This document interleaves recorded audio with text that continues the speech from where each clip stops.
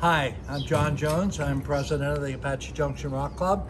And what we're doing today is trying to do a video to show you some of the things in picking rocks, cutting rocks, and what to do after them. I don't know if we'll get to trimming or whatever, but we will we're going to do a series of videos so that someone can look at them and get a good idea of what's needed in order to come up with your cabs or whatever else you want. Okay, we'll start with picking a rock.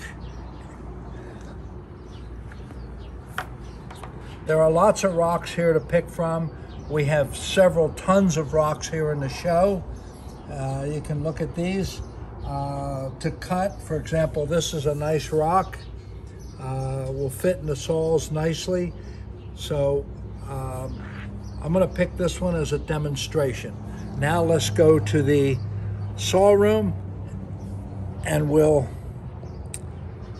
lock it into the saw. A rock like this is hard to put in the vise because it's round and you would have to use a lot of shims to get it in. But as always, the monitor can help you do that, get them in. Here's another example. This is what we call a river rock, and we don't know what's inside it, but because it's round, it's hard to lock it into the saws. Okay, let's go to the saw room. All right, once you have selected your rock, you take it and clamp it into the vise. This is one that's we just clamped in, and you set your distance. Before you start the machine, you absolutely must have a monitor check your rock to make sure it's solid in there. A blade for the 14-inch saw costs us about $120. You don't want to be responsible for damaging that. If the monitor checks it, now it's the club's responsibility. So make sure you do that. Once you have it in there, you set your distance that you want to cut with this wheel on the side. There's a lever here. You push it forward so you're close, but making sure that the rock does not hit the wheel. Once that happens and you're all set, the monitor has checked your rock, it's pretty simple. Lower the thing, lower the switch.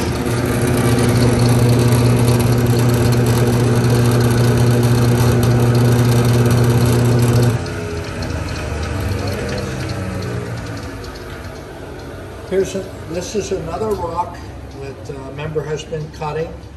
You can see he's almost through with it. You keep an eye on the rock. There is a window on the side of the saw so you can see how much you're going. And once your rock is cut, make sure that when you turn off the saw that the blade stops before you open the hood. If not, you're going to get splashed with oil.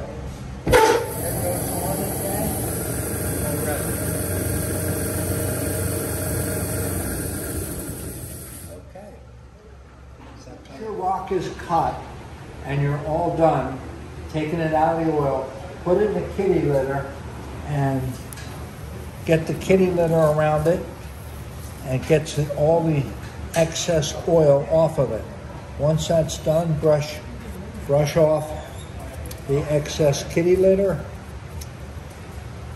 and off of your hands so that you're clean. And then you would take your rock over to the sink where we have soapy water and we wash the rock in the water, and that cleans it off. You can then leave it in the drainer to drain, or take it outside and put it on the table and let it dry, whatever you care to do. But that's the last step, and after that you can go ahead and you'll have a slab, and we'll do the slabs next.